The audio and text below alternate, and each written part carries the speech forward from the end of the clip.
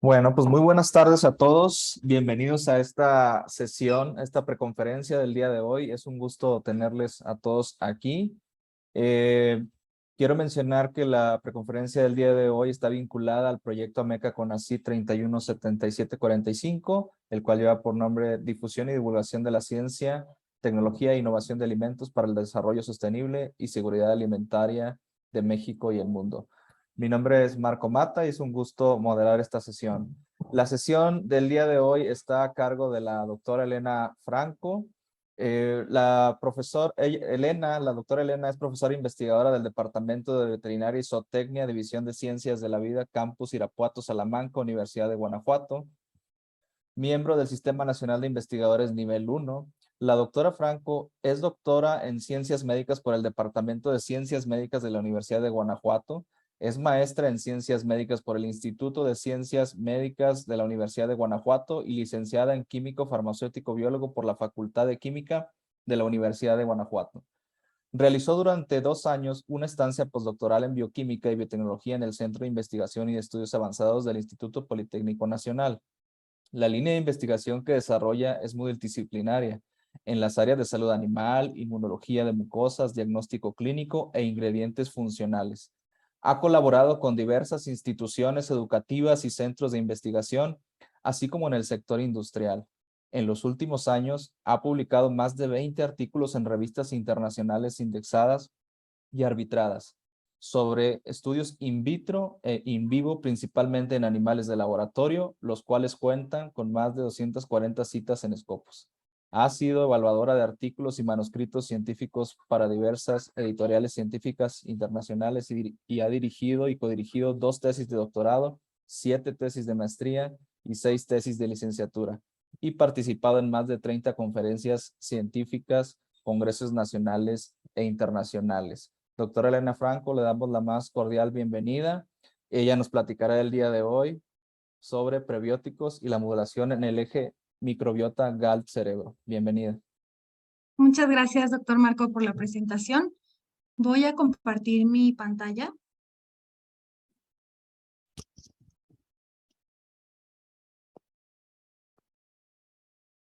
Ya se ve, doctora. Muchas gracias. Ya está la pantalla completa, ¿verdad? No, eso, ahí sí. Ahí Ok. Sí.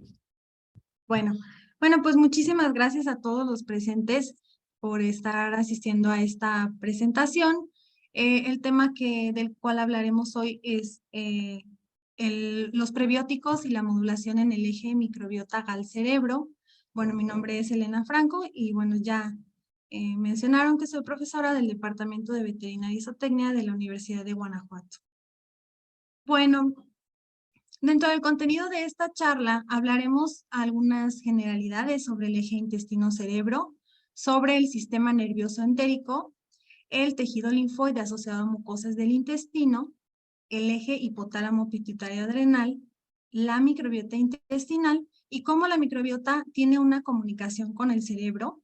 Además, hablaremos sobre los prebióticos, su definición y los tipos de prebióticos actualmente utilizados.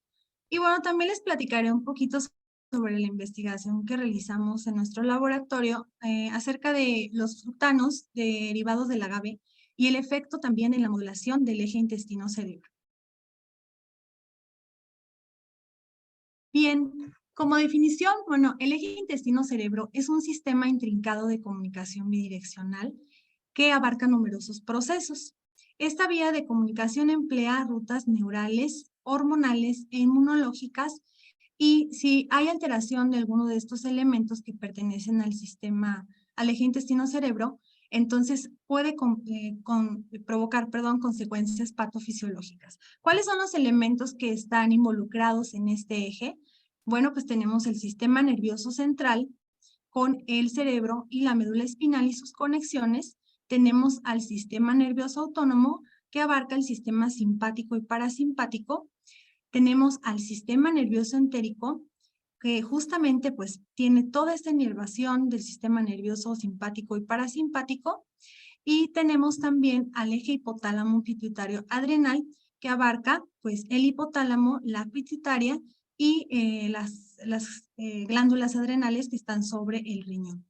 Y bueno, uno de los elementos más importantes de este eje es precisamente la microbiota intestinal. Como nosotros sabemos, bueno, la microbiota se encuentra en diferentes sitios, pero la del intestino es muy relevante precisamente por esta comunicación que tiene con el cerebro. También tenemos en el intestino un sistema inmune de mucosas, el cual, bueno, abarca una gran extensión y además también está capacitado para prevenir el daño hacia nivel sistémico debido a que tiene una respuesta localizada a nivel intestinal. Y bueno, desde hace mucho tiempo, de hecho, desde los antiguos griegos, el eje ha sido motivo de interés y de estudio, y los primeros avances se lograron en la década de los 80 con los estudios de imagen de personas que presentaban síntomas de depresión y ansiedad. En estos, bueno, pues no se sabía todavía que había, se pensaba ya en una microbiota, pero no se sabía que la microbiota tuviera tanto impacto sobre el cerebro. Sin embargo, en la década del 2000, gracias a los estudios que se han realizado, que se realizaron desde ese tiempo en animales libres de gérmenes, estos animales libres de gérmenes, principalmente ratones y ratas de laboratorio, eran administrados desde el nacimiento con antibióticos de amplio espectro, los cuales barrían con toda la microbiota, o sea, con todo el conjunto de microorganismos, y de esta manera se pudo comprobar que la microbiota era un elemento vital para el desarrollo tanto de ciertas conexiones nerviosas como del desarrollo del sistema inmune de mucosas. ¿Y cuáles son las funciones de este eje intestino-cerebro? Bueno, ya dijimos que es una comunicación entre el intestino con el cerebro que también involucra otros elementos. Entonces, la función consiste en monitorear e integrar funciones intestinales, además de la vinculación con centros emocionales y cognitivos, esto a favor de mecanismos intestinales periféricos. También tiene un aspecto relevante en la permeabilidad intestinal, es decir, lo que puede pasar en el intestino. Y también los reflejos entéricos y la señalización de ciertos péptidos enteroendocrinos.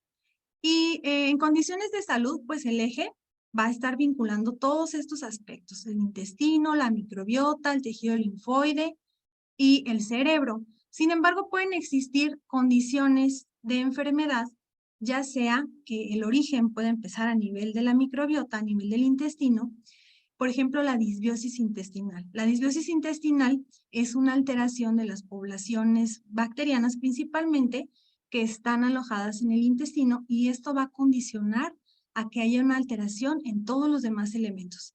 Por eso es de suma importancia estudiar a la microbiota como un factor clave en el intestino y por ende también estudiar al tejido linfoide asociado a mucosas porque tiene una interacción directa con esta microbiota y bueno, todos estos metabolitos al final pasan al cerebro y entonces pueden ocasionar alteraciones en el comportamiento, estados de estrés, estados de depresión, de ansiedad y de otros padecimientos.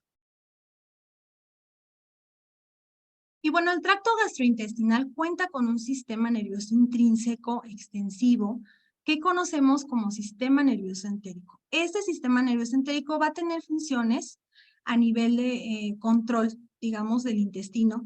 Sin embargo, este sistema no es un sistema autónomo, ya que requiere de otro sistema, que es el sistema nervioso central, que tiene interacciones entre reflejos entéricos locales a través de 3 vías principales. Tenemos la vía vagal, la cual es sumamente importante ya que todos los metabolitos que se produzcan a nivel del intestino van a pasar por nervio vago hacia el sistema nervioso central. Las conexiones también se van a dar a través de los ganglios simpáticos, los cuales pues van a almacenar esta información y posteriormente la van a traducir y procesar y enviar hacia el sistema nervioso central. También el sistema nervioso entérico tiene comunicación por fibras nerviosas con el páncreas, la vesícula biliar y, bueno, pues otros conductos, por ejemplo, con el eje hipotálamo pituitario adrenal. También existe la vía simpática que ya mencionamos, que se da a través de los ganglios, y la vía pélvica. Todos estos impulsos van hacia estas conexiones por vías aferentes y regresan por vías eferentes del sistema nervioso central hacia el intestino. Entonces, en este sentido, el intestino cuenta con cúmulos de células nerviosas. Fíjense, tiene aproximadamente de 100 a 600 millones de esas células nerviosas, o sea, conocidas como neuronas, las cuales son similares, es decir, en números son similares a las que tiene la médula espinal. Por lo tanto, pues consideramos el intestino como un órgano nervioso también. Y bueno, también estos agregados de fibras nerviosas van a tener principalmente 3 tipos de neuronas. Vamos a pasarnos a esta imagen, en donde vamos a observar que se encuentran las neuronas sensibles, ¿sí? Que traducen la información, bueno, reciben, perdón, la información y la envían a las interneuronas, llamadas en el intestino como IPANS. Y estas interneuronas van a procesar esa información y finalmente la van a mandar a neuronas motoras. Estas neuronas motoras van a ser las que van a dar el impulso, van por ejemplo, en el intestino, a generar acciones de peristalsis, de segmentación, de retropulsión. Y, por ejemplo, cuando entra un patógeno por vía oral, lo cual es detectado además de las células del sistema inmune por las conexiones nerviosas, entonces va a producir que de la lámina propia, que es una capa que está dentro de la capa submucosa, ahí se libere agua hacia el lumen intestinal y expulse a través de retropulsión el contenido hacia el esófago. Entonces eso ocasiona el vómito.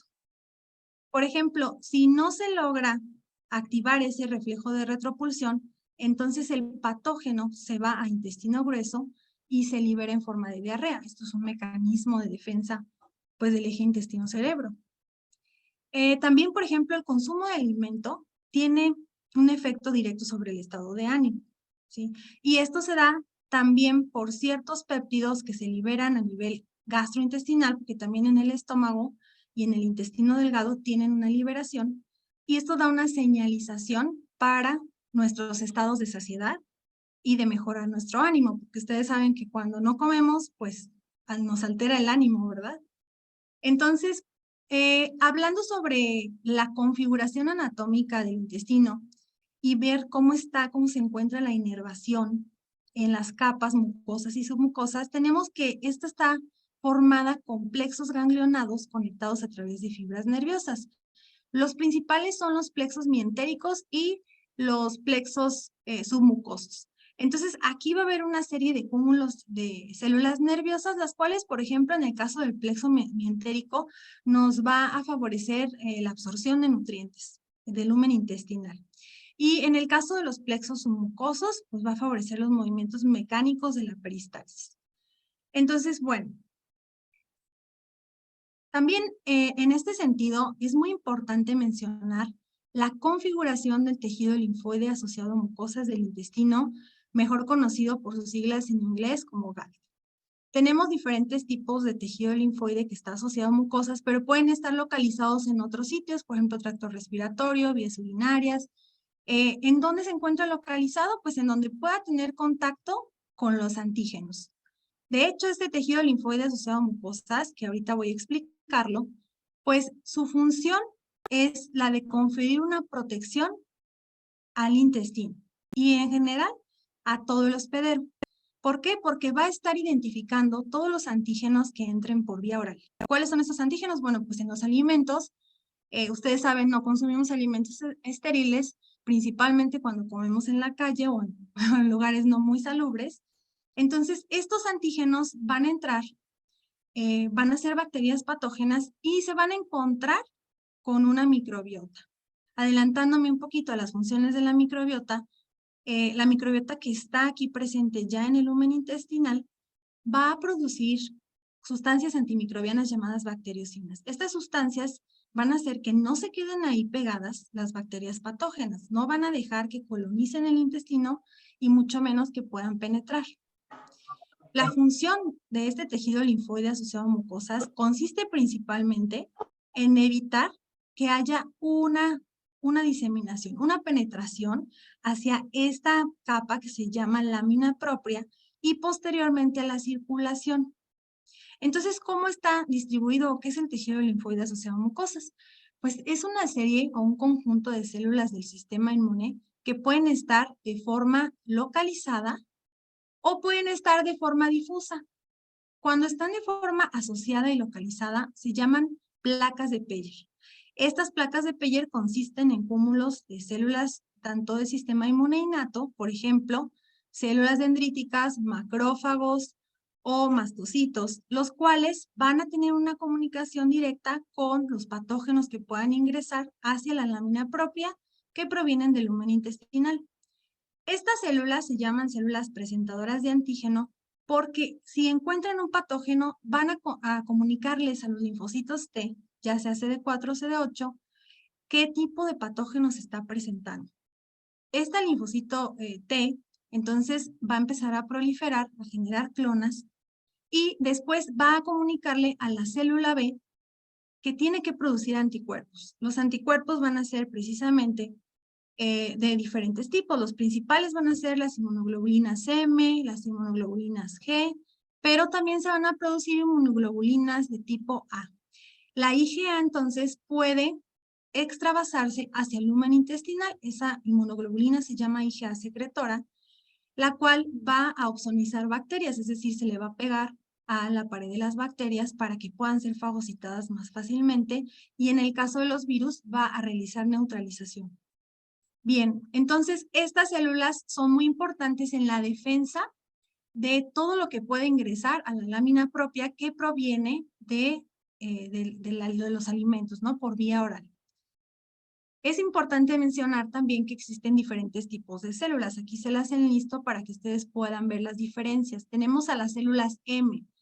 Estas células M se van a encontrar localizadas entre los enterocitos. Los enterocitos son las células que forman una barrera, son las células absortivas.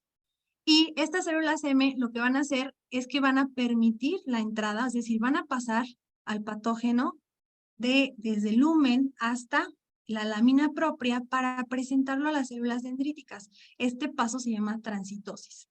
Entonces, ¿por qué? Porque el intestino debe estar capacitado, conocer lo que tiene afuera el lumen para evitar una infección.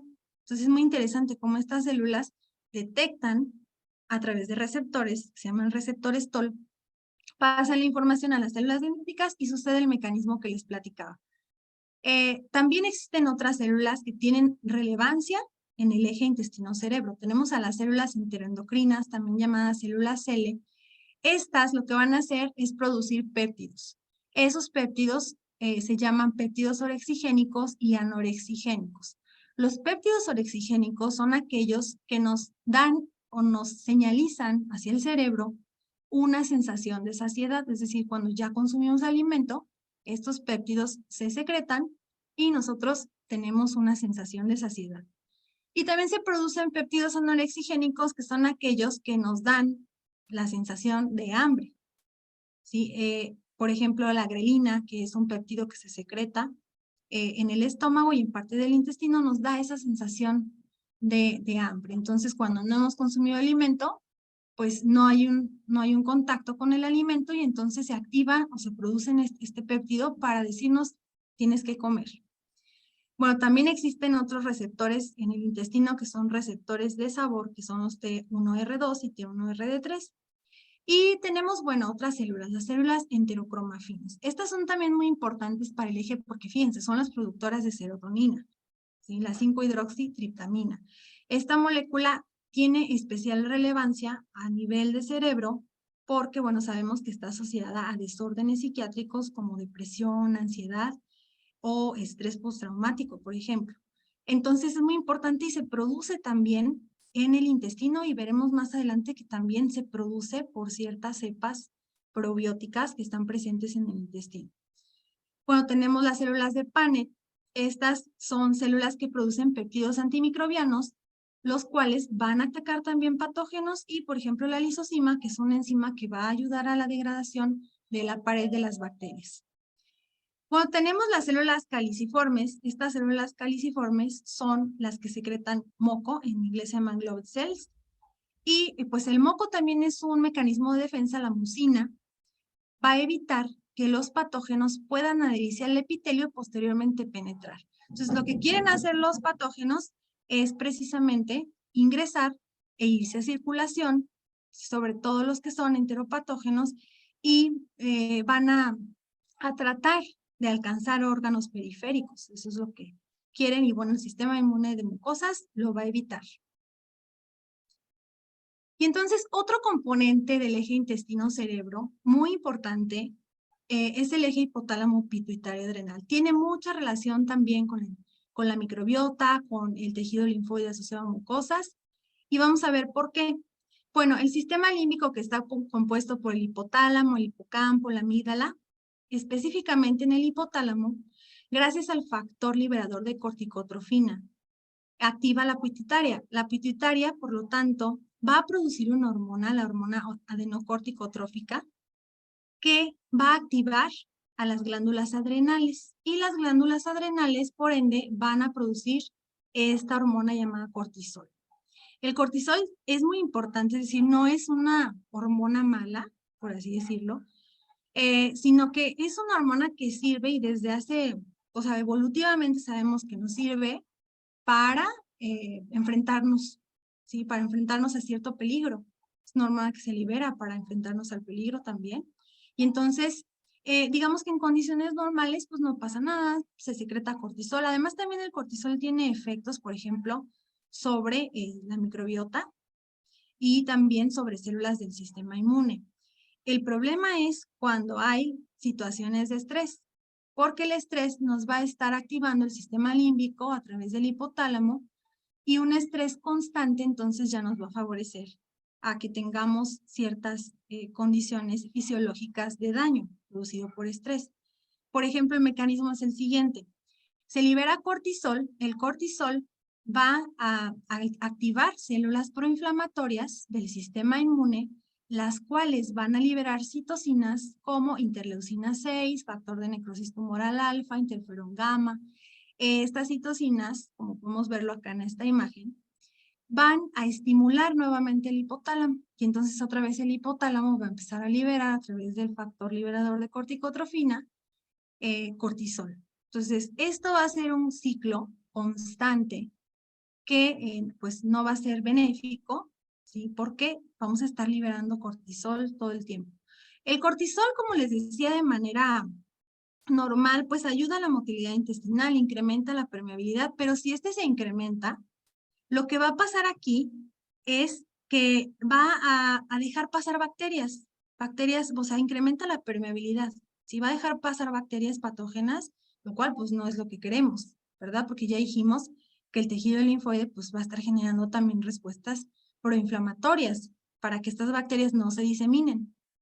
Entonces, se va a estar produciendo una mayor cantidad de citocinas proinflamatorias y también vamos a tener mayor concentración de bacterias que no son tan benéficas, por ejemplo, Bacteroides o Clostridium, ¿sí? Fíjense que la depresión, por ejemplo, está asociada a un incremento en la translocación de patógenos, ¿sí? Debido también a esta circunstancia. Y la suplementación con bacterias probióticas, recordemos que mencionamos que algunas bacterias probióticas están presentes en la microbiota, por ejemplo, la administración de Lactobacillus farcinis nos da una disrupción de esta translocación, o sea, hace que las bacterias no se pasen hacia la lámina propia para causar un efecto no deseado. Y bueno, entonces tenemos que hablar sobre la microbiota intestinal, porque como les mencionaba anteriormente, la microbiota es un componente tan importante a nivel del intestino y a nivel del cerebro. Además, también es un componente muy importante también a nivel de tejido linfoide asociado a mucosas y en general a prevenir respuestas o exacerbar respuestas proinflamatorias. Entonces, ¿qué es la microbiota intestinal? Bueno, la microbiota intestinal es un conjunto, fíjense, de 40 trillones de microorganismos, dentro de los cuales tenemos bacterias, virus, hongos, parásitos, pero la mayor cantidad pues son bacterias. Se sabe que la microbiota es adquirida desde el nacimiento, ¿sí? Fíjense, hay diferencias en el establecimiento de la microbiota, ya sea porque tuvimos un nacimiento, por ejemplo, por cesárea, a diferencia de un parto natural vía vaginal. El feto cuando nace, el bebé cuando nace, adquiere los microorganismos del canal de parto, si fue por vía vaginal, en los cuales se encuentran pues, los lactobacillus, que son los que se encuentran mayoritariamente dentro del canal vaginal. También puede adquirir a nivel, si es un nacimiento por cesárea, puede adquirir microorganismos del ambiente, lo cual no es tan deseado. Se han realizado muchos estudios, ustedes pueden consultar la literatura y son bastante interesantes cómo es que se establece la microbiota desde el nacimiento. Y hay otros estudios que dicen que la microbiota se adquiere desde el ambiente intrauterino, que en realidad no es un ambiente estéril como se pensaba en la década pasada, ¿sí? Entonces ahora hay estudios que dicen el ambiente intrauterino no es estéril y también por ahí hay efecto por la microbiota de la madre. Eso es algo muy interesante de estudiar. Bueno, ¿cuáles son los filum predominantes? Los firmicutes y los bacteroidetes. Esos son los que están en mayor proporción. Existen otros, ahorita les mencionaré estos nombres. Y es muy importante mencionar que hay 3 tipos de bacterias. Tenemos a las bacterias comensales, a las bacterias probióticas y a las bacterias patógenas. En el caso de las bacterias comensales, pues son bacterias que van a estar alojadas en la microbiota consumiendo nutrientes, no necesariamente van a estar produciendo compuestos o metabolitos benéficos para el hospedero, pero a diferencia de las probióticas, estas sí van a estar generando metabolitos benéficos. Hablaremos también de estos metabolitos, pero los más importantes se llaman ácidos grasos de cadena corta y los producen a través de la fermentación de carbohidratos. Y tenemos a las bacterias patógenas, las cuales pues no es muy deseable que estén presentes, sin embargo pueden estar presentes. Aquí la situación es que estén presentes en una concentración muy pequeña, porque ya si esa concentración se eleva, entonces se genera disbiosis y enfermedad.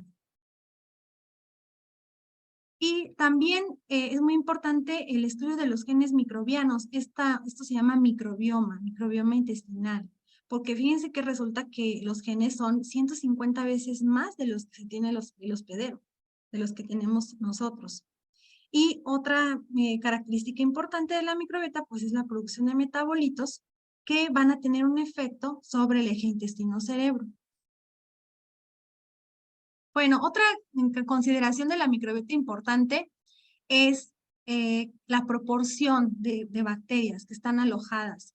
Esta proporción de bacterias difiere a lo largo de todo el tracto gastrointestinal. Sí, empezando por el estómago y el duodeno, que es la primera porción del intestino delgado, tenemos muy bajas concentración de bacterias, desde 10 a la 1 a 10 a la 2 unidades formadoras de colonia por mililitro. Y si se fijan aquí, debido al pH que hay en el ambiente, pues tenemos bacterias resistentes a ese pH ácido como el Helicobacter streptococcus. Y de hecho, bueno, estas no son tan benéficas. Ya hasta que llegamos a la segunda porción del intestino delgado, al yeyunio y al ilium, vamos a tener una concentración más alta de bacterias, 10 a la 4, 10 a la 8, perdón, unidades formadoras de colonia por mililitro.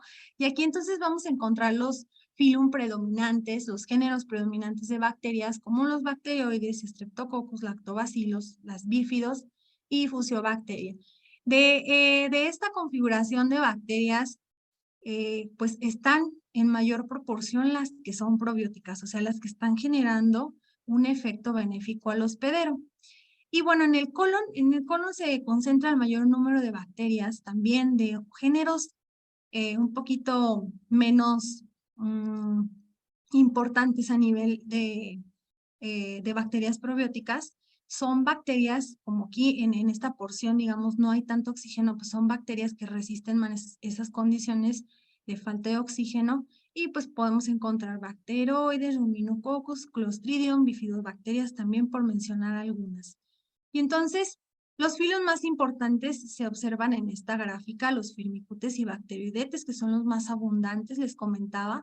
Actinobacteria también le sigue, proteobacteria y bueno, otros que son menos abundantes. No quiere decir que estos no tengan relevancia a nivel de eje intestino-cerebro, pero pues la verdad es que los más estudiados han sido firmicutes y bacteroidetes. Y ahorita ya se están estudiando un poquito las actinobacterias, las proteobacterias, pero como son los más abundantes, pues tienen, digamos, mayor actividad metabólica, entonces son los que más se han estudiado. Y de los géneros tenemos a los bacteroides, con más abundantes en una microbiota normal, a Bifidobacterium también, que es muy importante, Y bueno, pues tenemos un montón de géneros porque además tenemos más de 1000 especies diferentes. Imagínense, es bastante diversidad microbiana que tenemos en el intestino. Y de hecho, un dato muy interesante es que la microbiota intestinal alcanza un peso de 1 a 2 kilos, ¿sí? Lo cual es el peso similar al del cerebro. O sea, es algún dato muy interesante. Bien, ¿cuáles son las funciones de la microbiota intestinal? Pues fíjense que tiene 3 funciones. Tiene la función protectora, la función metabólica, las funciones tróficas.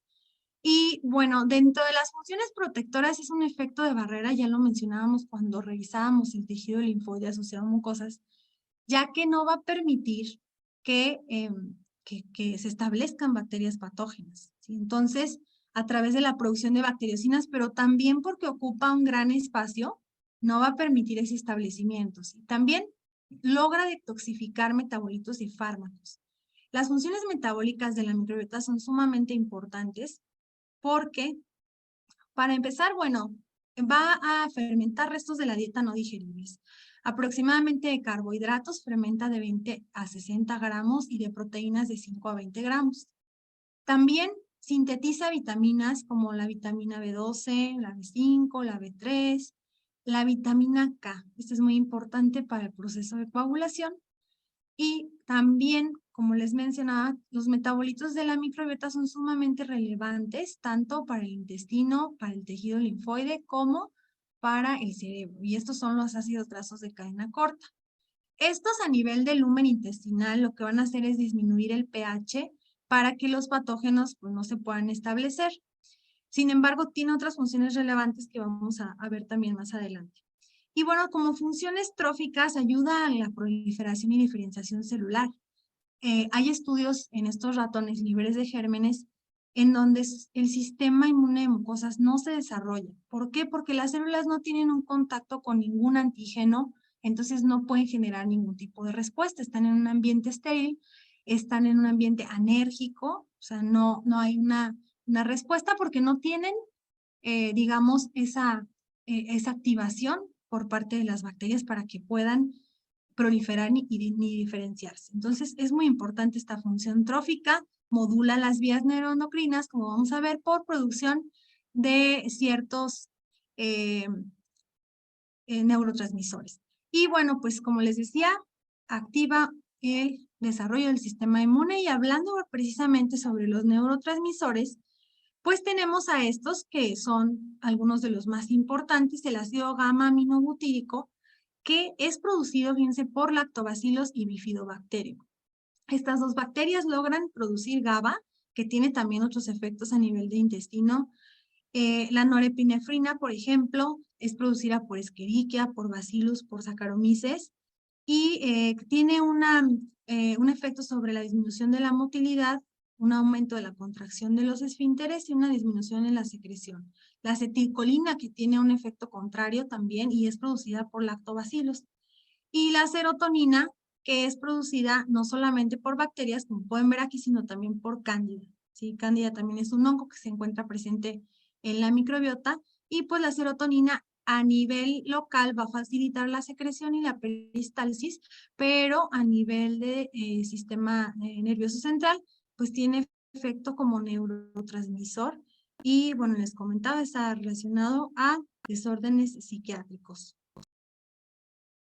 Entonces, recapitulando todo lo que hemos visto sobre el eje intestino-cerebro, pues no nos quedamos hasta ahí, hasta que solamente se llame eje intestino-cerebro. Para mí el término correcto es eje microbiota, tejido linfoide asociado a mucosas, cerebro, por todas las implicaciones que la microbiota, el tejido linfoide y el cerebro van a tener en sí.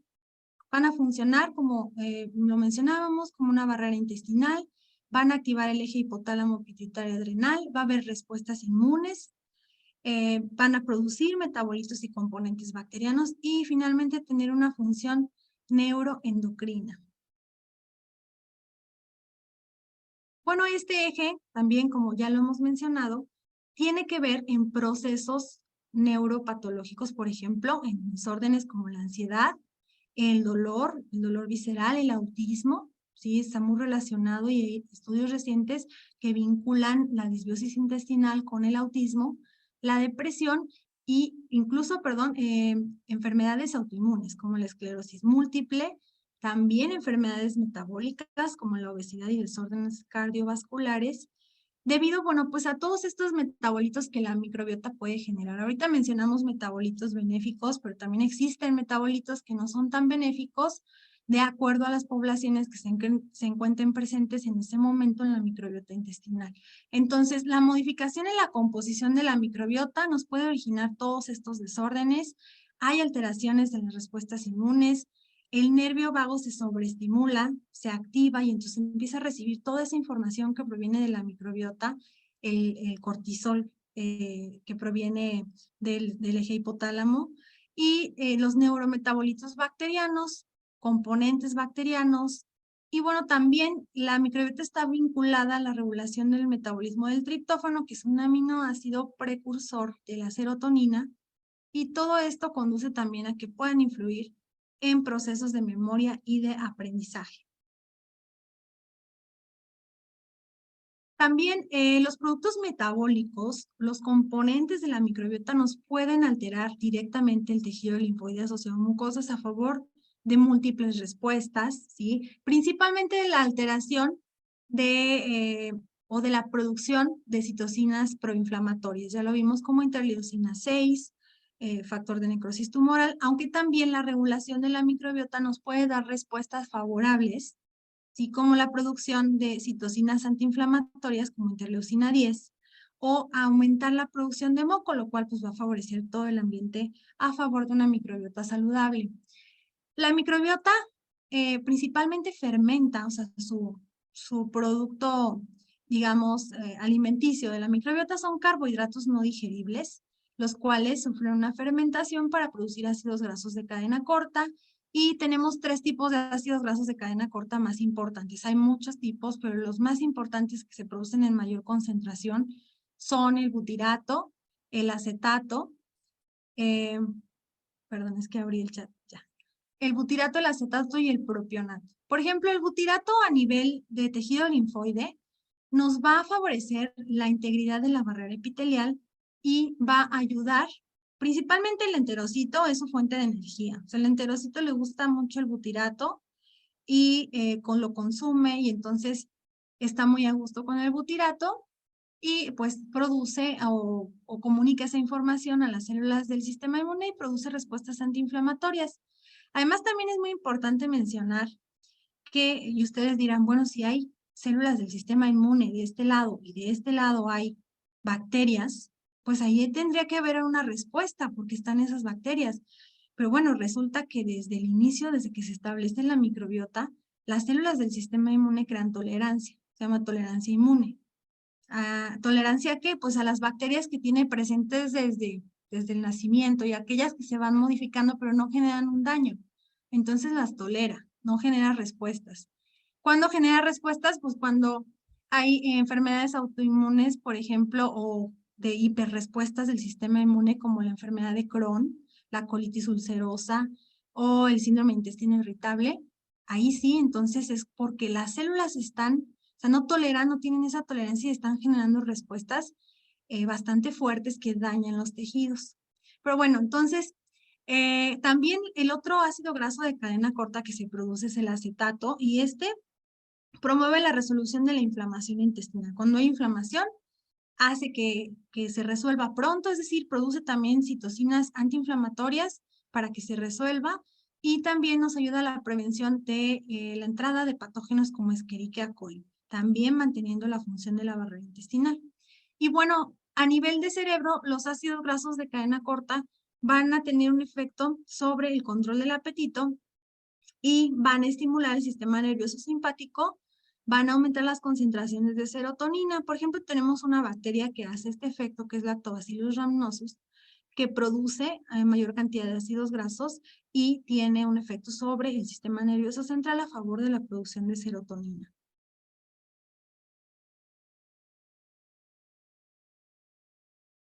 ¿Qué factores modifican la microbiota intestinal? Es muy importante observar. Yo ahorita les estoy platicando los mecanismos de adentro, del intestino, del cerebro, pero es muy importante mencionar qué pasa afuera, cómo podemos modificar la microbiota intestinal a favor y cómo se modifica en contra, ¿sí?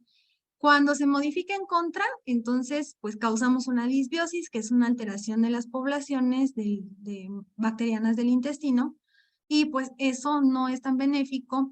¿Cómo lo podemos evitar? Bueno, pues al revés, ¿verdad? Al tratar de que las bacterias benéficas pues crezcan y entonces hay un ambiente favorable en todos los sentidos. Pero bueno, que los factores que modifican la microbiota pues pueden ser la dieta, ¿sí? Ahorita vamos a ver específicamente 2 tipos de dietas que pueden hacer esta modificación. También tenemos a los antibióticos de amplio espectro sobre todo, porque hay unos que son simplemente para bacterias gram negativas, otros para gram positivas, pero hay antibióticos de amplio espectro que pues eliminan la mayor cantidad de bacterias posibles y el intestino queda desprotegido, ¿sí? También pues se daña, por ejemplo, el epitelio se puede dañar, entonces es muy importante tener un adecuado, es decir, al consumir un tratamiento con antibióticos, pues también consumir bacterias probióticas que vuelvan a alimentar esa población de la microbiota. ¿Cuál es otro factor? La edad. La edad, por ejemplo, la gestación, el parto, la infancia, la pubertad, la vida adulta y el envejecimiento tienen o se han establecido diferentes poblaciones bacterianas y también esto pues tiene mucha influencia de la dieta, ¿sí? Para este establecimiento, pero también pues del contacto con todo el exterior a través de la vía oral. También es interesante cómo diferentes poblaciones, por ejemplo, las poblaciones rurales tienen mayor cantidad de Fecalobacterium y de Prevotella que las poblaciones urbanas. Las poblaciones urbanas tienen mayor cantidad de Clostridium que de Bacteroides. Estos estudios son muy interesantes. Aquí les pongo un par de referencias por si gustan consultarlos, pero el hecho de la modificación de la microbiota pues es motivo de estudio por todo lo que implica en el eje intestino-cerebro. Bueno, también en condiciones metabólicas se ha visto que la microbiota tiene una diversidad. Por ejemplo, en los individuos sanos, pues hay mayor diversidad. De hecho, en la obesidad se pierde esa diversidad. Hay menos tipos de poblaciones bacterianas. También baja la cuenta de genes y pues tienen diferentes poblaciones también. Y esto es lo que les comentaba de la dieta. Es muy interesante ver cómo diferentes tipos de dietas, aquí estamos comparando la dieta alta en fibra vegetal, baja en grasa animal y proteína, y los principales componentes de esta dieta, digamos, es una de las dietas consideradas lo saludable, pues tiene una mayor proporción de carbohidratos no digeribles. Estos carbohidratos, como les comentaba, son la fuente de alimento de las bacterias probióticas, las cuales van a incrementar los niveles de ácidos grasos de cadena corta, ya vimos acetato, propionato y butirato. También van a incrementar la secreción de moco, van a bajar el pH porque estos son ácidos y también van a tener Prevotella, que es un género de bacterias que puede considerarse benéfica, y esto a nivel de cerebro va a incrementar los niveles de los péptidos orexigénicos como el GLP-1, el péptido Y, disminuye a nivel metabólico también los niveles de glucosa en sangre y aumenta los niveles de insulina. O sea, está favoreciendo el metabolismo y además también el ambiente intestinal. En cambio, si se consume una dieta que es rica en grasa animal y proteína y baja en fibra, entonces lo que ocurre es que el mayor consumo para ciertas bacterias van a ser los péptidos y los ácidos grasos, bacterias proteolíticas y bacterias lipolíticas. Estas bacterias van a generar productos que no son tan benéficos para el ambiente microbiano como el amonio, las aminas, algunos gases, el metano, los sulfuros, el CO2, compuestos como el paracresol, los indoles, que incluso están relacionados o asociados a la presencia de cáncer. Y también van a producir ácidos grasos de cadena media, pues los cuales tampoco son como tan benéficos, lo cual va a hacer que incremente el pH luminal y disminuya la secreción de moco. Entonces vamos a estar un poco desprotegidos en esta barrera epitelial y las bacterias van a aprovechar la entrada, principalmente las bacteroides, que son bacterias no tan benéficas. Se van a incrementar los niveles de lipopolisacáridos, que son endotoxinas que tienen las bacterias gram negativas, y esto va a generar una condición que se llama endotoxemia metabólica, y a nivel metabólico precisamente está asociado al incremento de los niveles de glucosa en sangre y a la disminución de la secreción de insulina. Entonces, de manera muy interesante y muy importante, las dietas influyen pues en el establecimiento de la microbiota y por ende en todo el intestino, el eje intestino-cerebro. Y bueno, también tenemos diversas estrategias. Para empezar, bueno, se ha estudiado este eje a través de las siguientes maneras. En animales libres de gérmenes ya lo vimos, porque esos animales, al no tener una microbiota establecida, se pueden colonizar con algunas bacterias específicas para ver qué es lo que sucede, ¿no? Cuáles son los cambios que podemos tener a nivel de eje, intestino-cerebro. Los estudios con probióticos, que bueno, no es el tema de estudio de hoy, pero son muy interesantes también, que ciertas poblaciones pueden, a ciertas dosis, sobre todo dosis seguras, pueden favorecer a la microbiota, pues tener un ambiente bastante saludable que también pueda repercutir en el cerebro.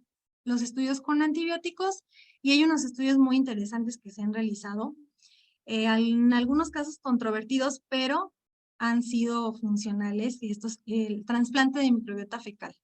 Sí, entonces en el humano es un poquito complicado cómo se puede realizar este proceso, pero literal lo que se hace es que se obtiene microbiota fecal de un individuo sano y se trasplanta en un individuo con ciertos problemas. Las intervenciones para modular la microbiota, como ya mencionamos, pueden ser indirectas o directas. Me voy a enfocar por cuestiones de tiempo en las vías indirectas, y entonces aquí tenemos a los probióticos que, como ya mencionamos, son bacterias benéficas que a ciertas dosis seguras pues nos van a favorecer un ambiente sano. Y tenemos a los prebióticos, motivo de esta charla, que son aquellos componentes, carbohidratos y otro tipo de ingredientes que favorecen el crecimiento de estas bacterias probióticas. Para todo esto, pues para mejorar la composición y las funciones generales de la microbiota y por ende del eje intestino-cerebro.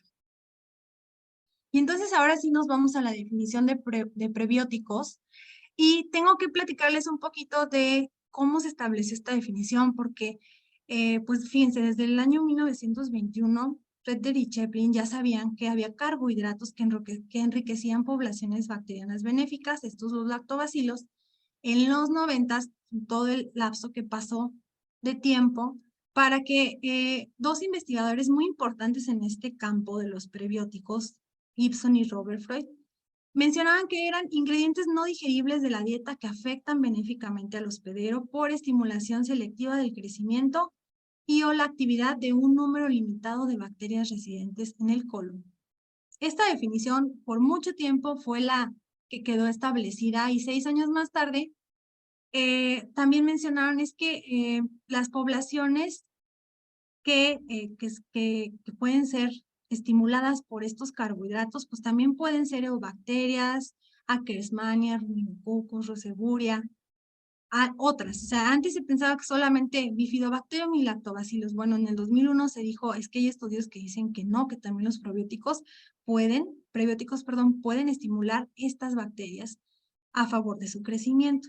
En el 2004, Gibson dice, bueno, son ingredientes selectivamente fermentados que permiten cambios específicos tanto en composición como actividad de la microflora gastrointestinal, que confiere beneficios sobre la salud y bienestar del hospedero. Y aquí, bueno, todavía, fíjense, se mencionaba este término de microflora, que ahora sabemos que ya es obsoleto porque no es un término correcto. El término correcto ya es microbiota. Bueno, en este sentido, Gibson decía, tienen que haber 3 requisitos para que una sustancia o un ingrediente puedan ser prebióticos. El primero, la capacidad de resistir la digestión del hospedero. Sabemos que en la digestión los carbohidratos se desdoblan por las enzimas gastrointestinales y pues principalmente por la hidrólisis de los enlaces alfa de los carbohidratos. Entonces, estos prebióticos no deben tener este tipo de enlaces. Tienen que tener enlaces beta, bueno, que resistan la digestión del hospedero. Deben ser fermentables por microorganismos intestinales y estimular el crecimiento y actividad de bacterias intestinales asociadas a la salud y bienestar, porque no queremos que favorezcan el crecimiento de bacterias patógenas, ¿no? Sino favorecer el de bacterias benéficas. Posteriormente, en el 2008, la FAO pues tiene otra definición que dice son componentes alimenticios no viables que confieren un beneficio a la salud del hospedero asociados a la modulación de la microbiota. En el 2015, otro investigador, Bindels, dice, bueno, son componentes no digeribles que a través de su metabolismo por microorganismos en el intestino modulan la composición y o actividad de la microbiota intestinal, así confiriendo un beneficio fisiológico de los hospederos. A partir de este año ya se nombraba este término de microbiota. También ya en esta definición ya era un poquito más clara la idea de que era un prebiótico, pero todavía no quedaba como muy establecido. Y en el 2016 hubo un consenso de la Asociación Internacional de Prebióticos y Probióticos, donde pues ahí estaba Gibson, estaba Robert Freud, estaban todos los investigadores importantes en este tema. Y bueno, ellos establecieron ya una definición que se ha quedado a lo largo de estos años y es la de ser un sustrato que es selectivamente utilizado por los microorganismos del hospedero, confiriendo un beneficio a la salud. Entonces, esa es la definición que ahora tenemos como prebiótico, que nos queda ya muy claro, porque no solamente son carbohidratos no digeribles. Fíjense lo que son los prebióticos. Los prebióticos entonces pueden ser fibras dietarias, polifenoles, lo cual eso no estaba considerado anteriormente, ácidos grasos poliinsaturados. Estos compuestos van a ser sustratos de crecimiento, es decir, van a favorecer el crecimiento de poblaciones benéficas. Además, un prebiótico tiene la capacidad de no solo ser aplicado en el tracto gastrointestinal, porque ya dijimos que había otros sitios, las mucosas, donde estaban poblaciones microbianas, hay microbiota en la piel, hay microbiota en el tracto urinario, hay microbiota también en el tracto respiratorio, que curiosamente se consideraba también un ambiente estéril y no lo es. Y bueno, entonces el prebiótico debe ser también eficaz en otros sitios, por ejemplo el xilitol. Algunas gomas de mascar tienen xilitol y el xilitol favorece que se produzcan poblaciones benéficas en la boca, que está llena de microorganismos. Entonces, debe tener esta aplicación en otros sitios. Hay otros tipos de fibras que se consideran prebióticas, pero no en monogástricos, si es en humanos, ni en animales monogástricos, se consideran en animales poligástricos, es decir, en los rumiantes. ¿Sí? La celulosa, por ejemplo, puede ser considerada un prebiótico en rumiantes. También pueden ser de origen naturales o sintéticos. Ahorita la industria de los alimentos está sintetizando numerosos prebióticos y bueno, pues esto es también muy interesante saber qué beneficios tienen. También tienen beneficios a la salud conferidos por productos del metabolismo bacteriano. O sea, necesariamente estos tienen que fermentar componentes, o tienen que ser, perdón, fermentados por las bacterias probióticas y generar metabolitos que tengan un beneficio al hospedero. También deben ser seguros, esto es muy importante, y deben ser aplicados en dosis apropiadas, sobre todo para evitar la formación de gas. Entonces, tenemos la clasificación de los prebióticos. Fíjense cómo los prebióticos son, pues esto es para distinguir lo que es y lo que no es prebiótico, porque en los alimentos o en la industria alimenticia es muy importante estos conocimientos, pues para generar suplementos que favorezcan la salud, pero que tengan todas las características antes mencionadas. Entonces, aquí podemos observar cuáles sí son prebióticos. Tenemos como prebióticos los PUFAs, que son los ácidos poliinsaturados. Tenemos a los oligosacáridos de la leche. Tenemos oligosacáridos, recordemos que los oligosacáridos son carbohidratos de menos de 10 unidades, son carbohidratos pequeñitos. Y en estos están los fructooligosacáridos, la inulina, los galactoligosacáridos, los bananoligosacáridos, los gilo-oligosacáridos. Y pues también dentro de los compuestos que no son carbohidratos tenemos compuestos fenólicos y fitoquímicos. Estos deben ser rápidamente fermentables y bueno, por ejemplo, los que no son prebióticos, pues los probióticos, ¿no? Que son bacterias, proteínas y grasas, antibióticos, vitaminas. Es un ejemplo nada más para identificar cuáles sí son prebióticos y cuáles no. ¿Cuál es el efecto que tienen los prebióticos a nivel eje intestino-cerebro? Entonces ya analizamos todos los componentes que tiene el eje y vamos a describir a dos prebióticos o dos grupos de prebióticos muy importantes que se han estudiado en la actualidad, tanto en estudios in vitro, en estudios in vivo, como en estudios clínicos. Se han investigado los fructooligosacáridos y los galactooligosacáridos. Los galactooligosacáridos son los que provienen de la leche. Los fructooligosacáridos provienen de diversas fuentes, incluso, por ejemplo, los tenemos en la cebolla, los tenemos en el ajo, los tenemos en el espárrago, ¿sí? En el plátano. Entonces, estos fructooligosacáridos están en los alimentos. El grado de polimerización es de 4 a 30, y en el caso de fructanos derivados de otras fuentes, estos son muy famosos y bueno, fueron identificados y caracterizados en el Cinvestav aquí en Irapuato por la doctora Mercedes López. Y bueno, ella identificó las agavinas como compuestos que tienen una estructura ramificada con enlaces beta 2,1 y beta 2,6. Estos dos tipos de compuestos tienen efecto a nivel metabólico. ¿Qué es lo que hacen? Bueno, incrementan las concentraciones de péptidos orexigénicos, disminuyen la resistencia a la insulina, se consideran ingredientes antiobesidad y está muy comprobado que disminuyen los triglicéridos. Esto es, bueno, pues por toda la producción de ácidos grasos de cadena corta, que ya ahorita no me dio tiempo mucho de explicar lo que hacen con el metabolismo, pero es gracias a la producción de estos ácidos que tienen un impacto sobre el hígado y todo el metabolismo de lípidos.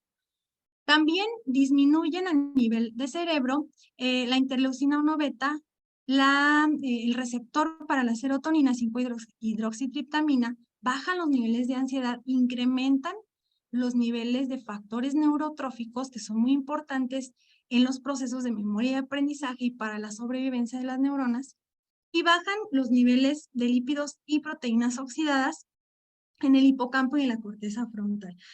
Bueno, les tengo que presumir que estos dos últimos hallazgos precisamente los obtuvimos en Cinvestav con un estudio que realizamos con la doctora Mercedes. Y bueno, también previenen la adhesión de enteropatógenos. Estos oligosacáridos imitan las cadenas que tienen los patógenos para poder adherirse. Y entonces con esto pues se ponen como si fueran una barrera y no dejan que se adhieran los patógenos. También tenemos que aumentan la concentración de bacterias probióticas, porque son prebióticos, las concentraciones de ácidos grasos de cadena corta, y esto le da un efecto favorable a los colonocitos, también a los enterocitos, mejoran la homeostasis al aumentar la energía, y bueno, los péptidos orexigénicos los aumentan, y los anorexigénicos los van a disminuir. Tenemos también una disminución en la inflamación y un incremento de las interleucinas antiinflamatorias. También un incremento en las poblaciones de linfocitos CD4 y linfocitos CD8.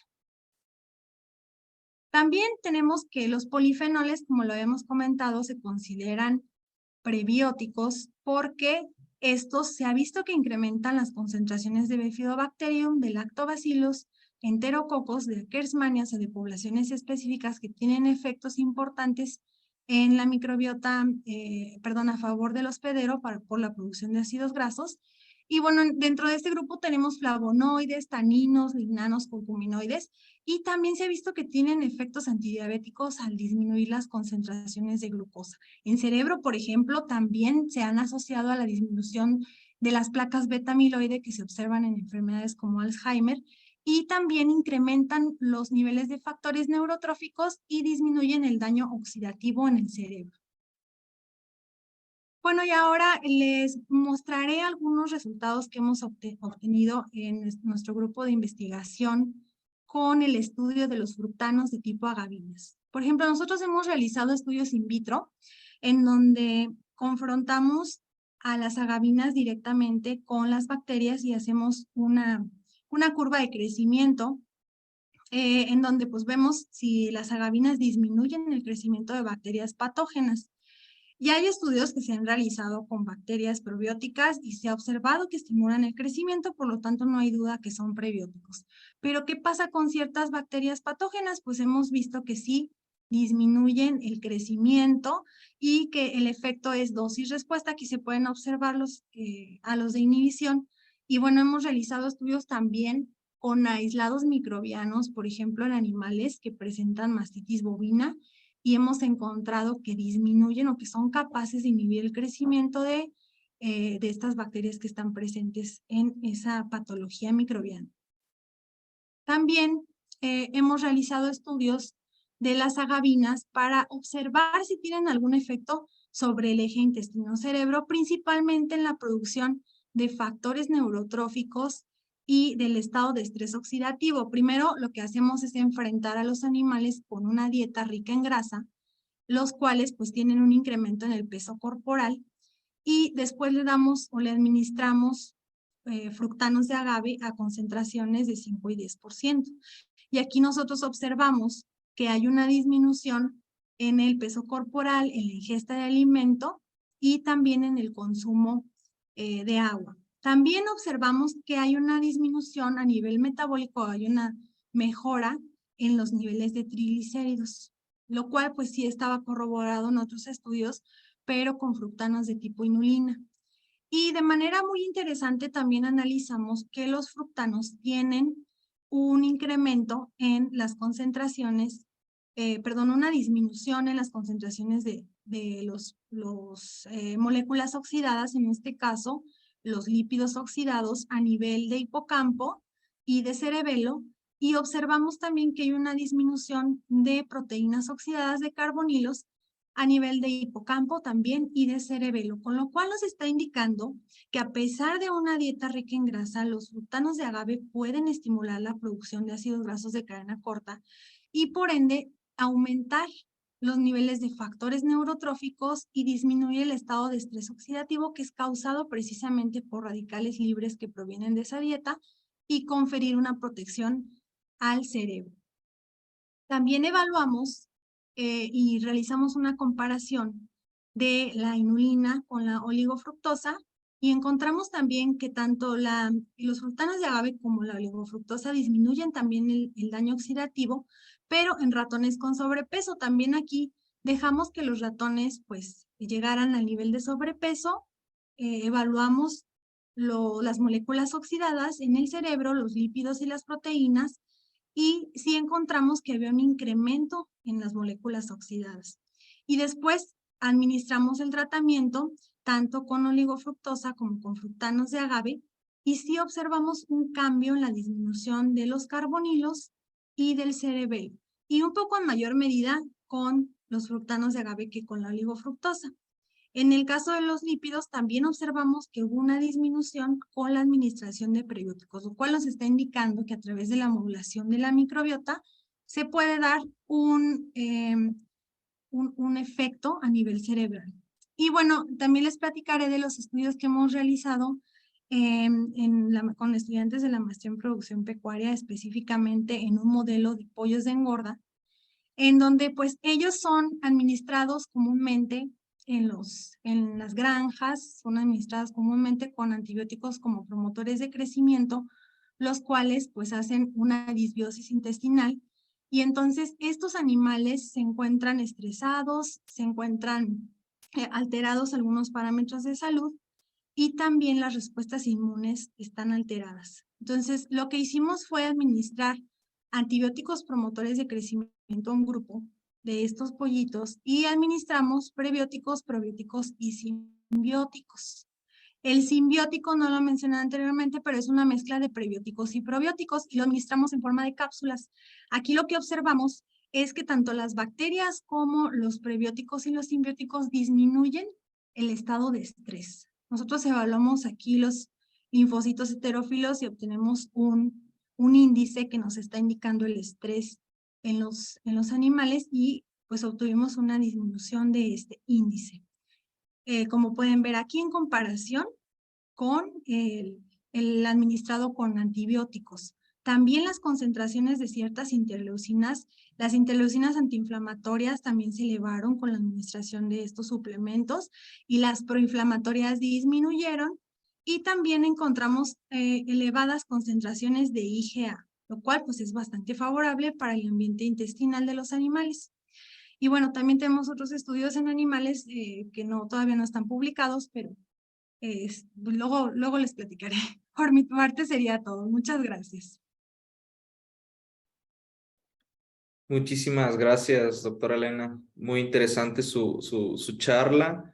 Es momento de abrir un espacio para comentarios, preguntas, sesión de preguntas y respuestas. Gilbert, me parece que pueden abrir el micrófono, ¿verdad? Y también, si gustan, también pueden dejarnos las preguntas aquí en el chat. En el chat o pueden alzar la manito. Sí. En lo que se anima el auditorio, yo sí tengo algunas preguntas, doctora. Estuvo muy interesante su Claro. plática, muchísimas gracias. Creo que es algo de las cosas este, que debemos saber porque nos afecta a nuestra vida diaria y cómo podemos mejorar. Entonces, por ejemplo, yo aquí tengo una de cómo podemos estimar la serotonina en el intestino, ya que, si no estoy mal, esta ha sido considerada una molécula de la felicidad, ¿no? Ok. Bueno, la serotonina sí está ligada a un incremento, por ejemplo, las concentraciones de serotonina previene la depresión o en la depresión se ha visto una disminución. Existe otra hormona que también puede ser considerada como de la felicidad, que es la oxitocina, por ejemplo. Pero ¿cómo se pueden estimar las concentraciones? Bueno, a nivel intestinal, en humanos es muy complicado. Más bien, en ratones es el modelo ideal donde podemos obtener muestras de diferentes secciones. De hecho, nosotros utilizamos pues mucho a modelos de ratón para poder estudiar los mecanismos principalmente. Sí, porque en humanos pues solamente podemos obtener heces, podemos obtener muestras de sangre para, digo, estudiar el eje, ¿no? Pero, o imágenes del cerebro y medidas antropométricas, pero no más. Entonces, donde podemos estudiarlos pues es en animales de laboratorio. Ok, doctora, aquí también tengo otra pregunta. Usted platicaba un poco sobre el tema de la adquisición de esta microbiota intestinal al momento de nacer, ¿no? Al momento del parto era pues una de las formas en las que uno como neonato adquiría. Ataque. Ya no va a estar Pablo quitando los 800 vagos. Sí, pero ya, esto. Entonces, continúo con la pregunta, doctora. Se adquiría esta microbiota, ¿cierto? Por Sí. ejemplo, en personas que pues no nacen con parto natural, que tiene que ser a fuerza a través de una cesárea, en cuanto a los niños, ¿cómo se les puede fortalecer su flora intestinal con el objetivo de que estos sean más resistentes a virus y bacterias? Porque pues vimos en su presentación que esto está muy relacionado con la inmunidad que podamos tener nosotros en nuestro desarrollo, ¿no? Y enfrentarnos pues a todas estas adversidades, pues ahorita con el tema del COVID-19, ¿no? Claro, sí, en efecto, pues sí existen algunos estudios del establecimiento de la microbiota por vía vaginal, que eso condiciona a tener un sistema inmunológico más reforzado porque las poblaciones, como ya lo mencioné, pues son, digamos, las probióticas o las benéficas. Curiosamente, y ahorita estaba recordando, en algún momento leí una terapia que están implementando, por ejemplo, son los baños con los líquidos derivados del parto. Si el bebé nace por cesárea, se le da un baño para que pueda, pues, esa microbiota interactuar y establecerse en el intestino. Existen, de hecho, a nivel comercial, las fórmulas que contienen algunos probióticos que todavía es que la implementación de los probióticos en niños y en infantes, perdón, en recién nacidos, todavía es controversial. Sí, todavía es controversial, pero lo que sí sé es que administran los GOS, los galactoligosacáridos, en las fórmulas infantiles, precisamente para mejorar la microbiota y también para tener un correcto desarrollo del sistema inmune y del cerebro. Entonces, sí, algunas fórmulas infantiles, un poquito más en los niños, por ejemplo, y bueno, eso lo pueden incluso recomendar los nutriólogos, algunos suplementos con probióticos se les pueden administrar en dosis bajas, pero sí se puede administrar. Ok, perfecto, doctora. Y Y una última pregunta, perdón, ¿qué posición tiene usted contra o respecto a estas campañas de desparasitación que comúnmente se hacen por los medios de comunicación? pues por ejemplo, cuando uno está viendo la televisión y estas cosas, aparecen anuncios que hacen publicidad a este tipo de campañas. Ok, bueno, en el caso de la desparasitación, no tiene, digamos, el fármaco que se emplea, no tiene mucha relevancia en las bacterias, la microbiota bacteriana. Sí, esto va dirigido específicamente a las amibas, bueno, a los protozoarios los puede alterar, porque sí, la microbiota también tiene protozoarios, pero va más dirigida el fármaco, digamos, a eliminar amibas o helmintos. Entonces, no tendría mucha relevancia, pero bueno, tal vez sería un tema interesante, ¿no? Para ver si ocasiona una disbiosis. En sí, la disbiosis se refiere más a la alteración de las poblaciones bacterianas más que a los parásitos o a los hongos o a los protozoarios. Ok, doctora, muchas gracias. Gustavo, adelante si quieres abrir tu micrófono para hacer la pregunta. Ok. Hola, ¿qué tal? ¿Cómo Hola, están? buenas tardes. Hola, ¿qué tal? Pues antes que nada, pues quiero felicitar la ponencia, muy bien descrita de una forma muy sistemática. Yo tengo me gustaría saber si han estudiado el efecto que tienen los polifenoles, por un lado, en la microbiota, en los diferentes tipos de microorganismos, y en la conversión a diferentes, bueno, a los ácidos grasos cadena corta, ¿no? Y qué efecto inmunomodulador pueden tener. No sé si han visto ese triángulo. Sí, en realidad los polifenoles han sido estudiados más como por su efecto antioxidante. Nosotros, igual en nuestro grupo de estudio, no hemos estudiado el efecto directo sobre la modificación a la microbiota ni la producción de ácidos grasos, pero sí lo estudiamos indirectamente con el efecto o daño oxidativo en el cerebro. Y bueno, nuestra hipótesis es que está actuando a nivel de microbiota, entonces seguro tiene que modificar poblaciones, pero sí es algo que, bueno, por falta de presupuesto principalmente no hemos podido estudiar, pero sin duda es algo muy importante. ¿Usted cree que, perdón, puedo hacer un par de preguntas rapiditas? Sí. ¿Usted cree que estos polifenoles que están, digamos, unidos a la fibra dietaria, podrían tener un efecto aditivo o digamos, sinérgico en la producción de serotonina? La producción de serotonina, bueno, está más relacionado para la producción de serotonina el metabolismo del triptófano, pero a nivel de microbiota, si este antioxidante tiene efecto sobre las principales bacterias que pueden modificar o tener un metabolismo activo de triptófano, pues seguro que sí. Sí, pero no lo hemos estudiado nosotros a nivel de producción de serotonina. Ok, y la última pregunta es, de los frutos que se producen en México de mayor consumo, que tienen fibra antioxidante, que contienen una cantidad buena de fibra antioxidante, ¿cuáles han estudiado ustedes? Nosotros hemos estudiado la fibra de agave, las agavinas, y hemos estudiado también la curcumina. La curcumina es un polifenol que deriva de una planta asiática, cúrcuma longa. Casi no se consume en México, pero, por ejemplo, en Asia se consume muchísimo y tiene muchos efectos benéficos, sobre todo metabólicos y sobre la longevidad. Pero bueno, aquí estamos, digo, realmente el interés reciente porque también el consumo no es muy frecuente. De hecho, aunque nosotros tenemos aquí cerca de los frutanos de agave, estamos en Guanajuato y cerca de Jalisco. Jalisco es productor de inulina y aparte de tequila, entonces pues tenemos cerca esos prebióticos que serían, digamos, los más disponibles porque, bueno, tenemos otro tipo de prebióticos son consumidos no muy frecuentemente, pero sí son consumidos o conocidos, que es la inulina de achicoria. ¿Sí? Incluso también ese tipo de prebióticos están incluidos en los alimentos como aditivos. Ok, entonces estos podrían ser considerados fibra antioxidante.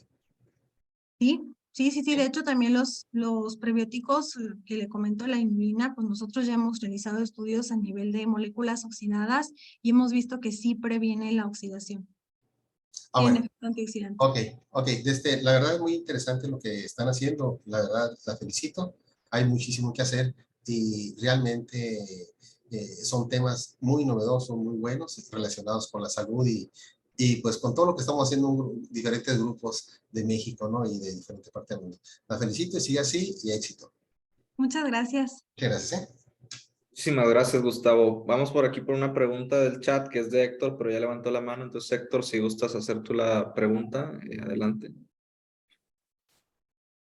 Sí, claro. Ya me escuchan, ¿verdad? Sí.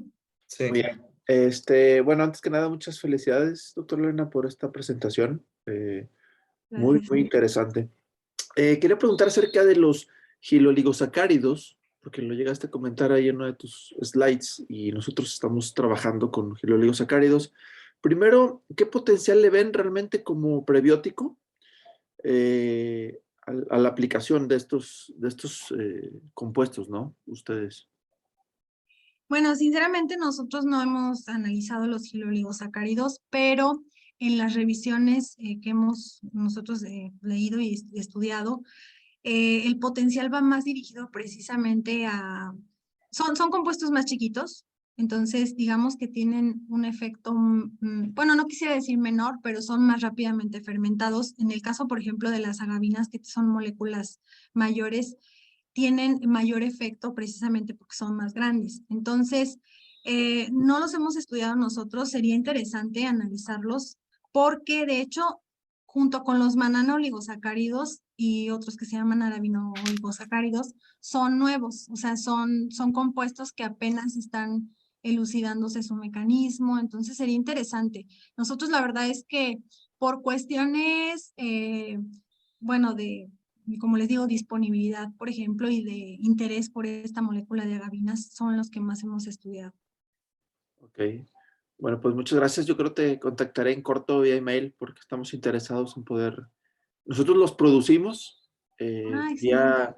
vía hidrotérmica y podemos obtener diferentes grados de polimerización, pero creo que con el expertise que tú tienes, creo que podríamos a lo mejor ver la forma de su efecto como tal. Bueno, muchas gracias Sí, y por nuevamente muchas supuesto. felicidades. Sí, muchas gracias. Sí, igual nosotros tenemos la disponibilidad, bueno, más también como anuncio, tenemos la disponibilidad de realizar estudios in vitro e in vivo y también no solamente en ratones, también en nuestro interés es en el área productiva de animales de producción. Perfecto. Muchas gracias. Gracias. Muchísimas gracias, doctor Héctor. Vamos, por aquí tenemos otra, no hay ninguna mano levantada, entonces voy a tomar otra pregunta del chat. Le preguntan, doctora, ¿encuentran Clostridium en el colon a pesar de que es anaeróbico estricto?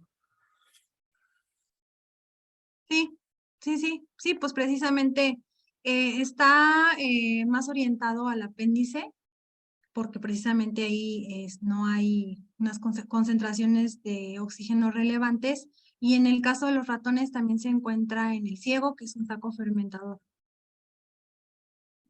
Muchísimas gracias, Alma Salazar, por tu pregunta. Por aquí tenemos otra de Ale Cabello. ¿Cómo interactúan los ácidos grasos de cadena corta con el control del apetito?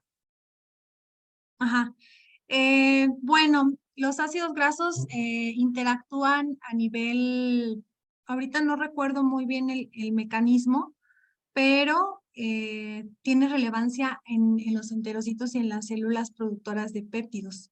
Entonces, a través de la modulación de la producción de péptidos orexigénicos por estas células intestinales, tienen relevancia, pero también el acetato puede incluso atravesar barrera hematoencefálica y tener efecto directo.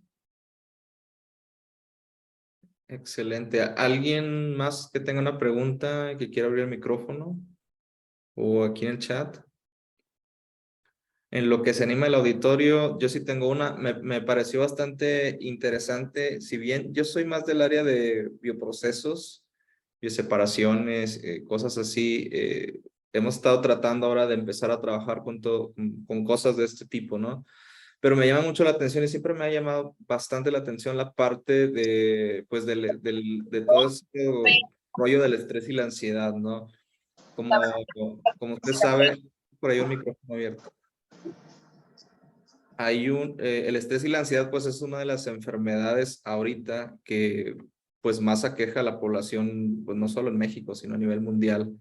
ha cobrado gran relevancia, ¿no? Entonces, pues sí hay bastantes estudios relacionados, pues, al uso de plantas medicinales, ¿no? Pues las plantas tradicionales, ¿no? De los tés de las 7 flores y las 1000 flores, ¿no? Hay un montón de compuestos fitoquímicos encaminados a esta parte. Me pareció bastante interesante la parte, y no lo sabía de verdad, de cómo pues se ha encontrado una relación entre la microbiota y pues toda esta parte, ¿no? La función del sistema nervioso central. Me parece sumamente relevante, y la pregunta es, y ahí sí porque lo desconozco, es mucha curiosidad la que tengo, es ¿qué tan lejos podríamos estar de algo tan personalizado como decir, oye, pues podemos controlar tu microbiota para que, pues, no sé, lo voy a decir así, para ver si se puede controlar un poco tu estrés, tu ansiedad o algo así, o no solo eso, sino también en la parte de enfermedades como el cáncer y cosas así?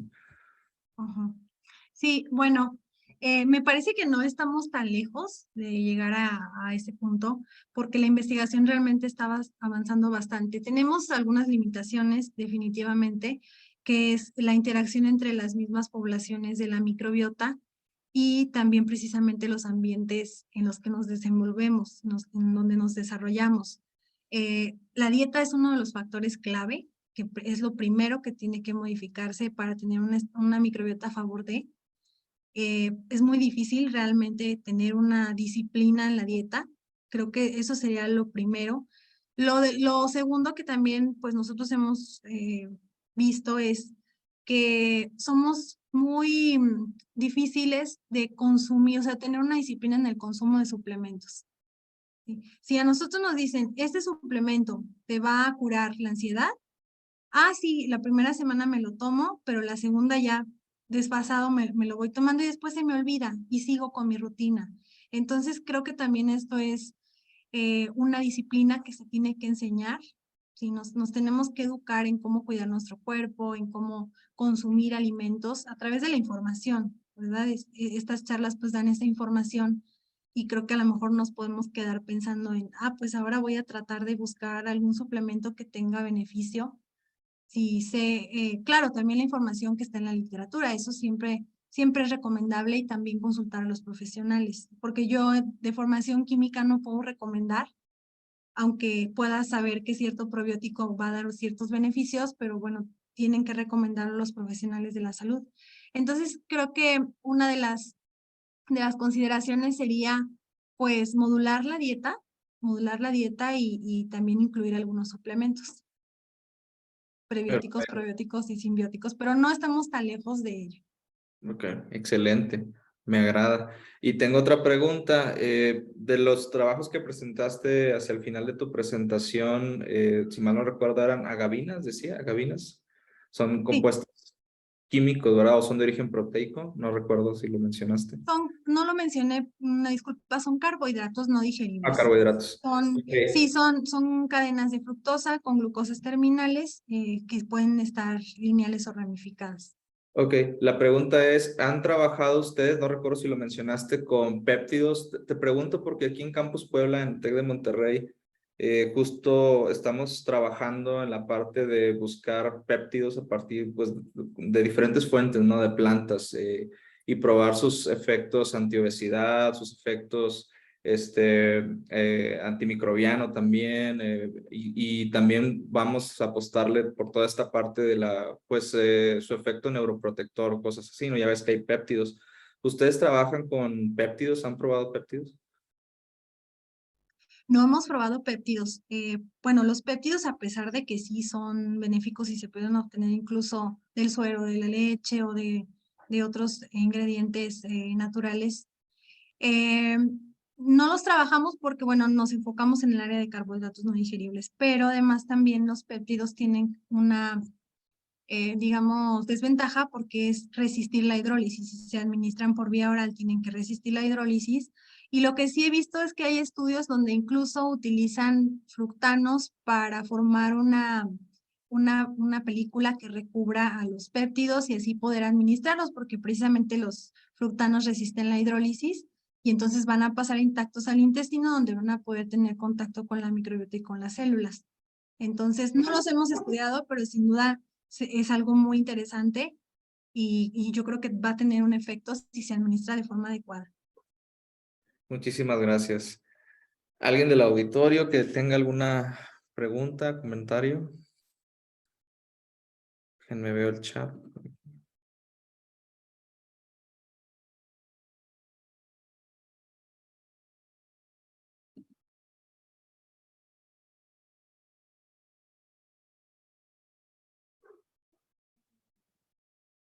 ¿No?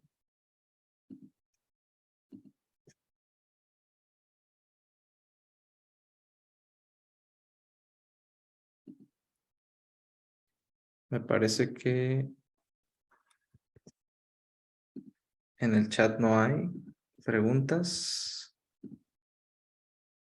Gilbert, ¿disponemos de más tiempo para preguntas? ¿Damos un espacio? Pues si no hay preguntas, pues yo creo que podemos dar el cierre del evento, Doc. Ok, perfecto. Si no, voy a hacer que por ahí se quede alguna pregunta.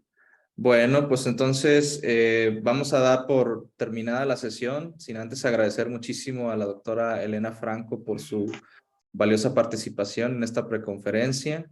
Muy interesante su tema, muchísimas felicidades y gracias por traer estos temas para que pues todos podamos conocer sobre pues esto tan importante, ¿no? Hoy en día tantas enfermedades que tenemos alrededor y pues muchísimas gracias nuevamente por acompañarnos y por ahí me comentaron que diera algunos avisos.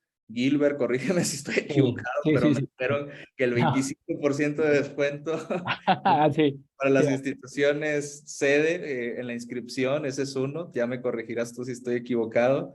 No, El sí. otro de ellos es pues que nos acompañen en la siguiente preconferencia, esa va a estar a cargo de su servidor, está relacionada sobre cómo hacer un póster, va muy encaminada a todos aquellos alumnos, estudiantes de posgrado que van iniciando y que a veces tienen esas dudas o inquietudes, ¿no? Entonces, los invitamos a la preconferencia y también, no sé si quieras agregar algo más de comerciales, Gilbert. Sí, Doc, aquí. Permítame. Bueno, de nuevo les agradecemos enormemente su asistencia y la participación en este ciclo de preconferencias rumbo a Latin Food 2022. Queremos entregar una constancia a la doctora Elena Franco por su participación con la ponencia de prebióticos y modulación en el eje microbiano GALT-cerebro. Y también otra constancia